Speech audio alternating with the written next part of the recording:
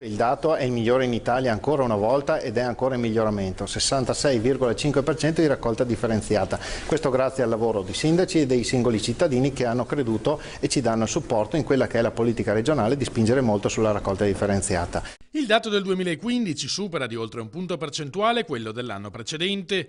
La produzione complessiva di rifiuti urbani è stata di circa 2 milioni di tonnellate per 445 kg di produzione pro capite, valore tra i più bassi d'Italia nonostante il Veneto abbia un PIL elevato e registri oltre 60 milioni di presenze turistiche annue. C'è ancora da migliorare? Sì, infatti ogni anno si registrano dei miglioramenti.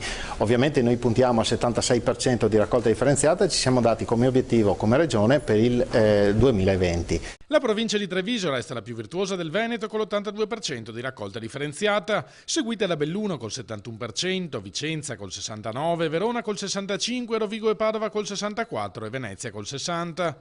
In Veneto è cambiata la cultura per quanto riguarda i rifiuti a partire dai cittadini, sostiene l'assessore regionale all'ambiente, e questo nuovo approccio ha dato ottimi risultati che meriterebbero un riconoscimento da parte del governo. Siamo in molti casi, e come in questo, i più virtuosi d'Italia. Ci aspettiamo che ci sia una premialità anche nei confronti degli enti locali, quindi i comuni, le province, la regione, ma anche dei cittadini con sgravi fiscali, perché se siamo bravi riteniamo opportuno che il governo ci riconosca questa bravura.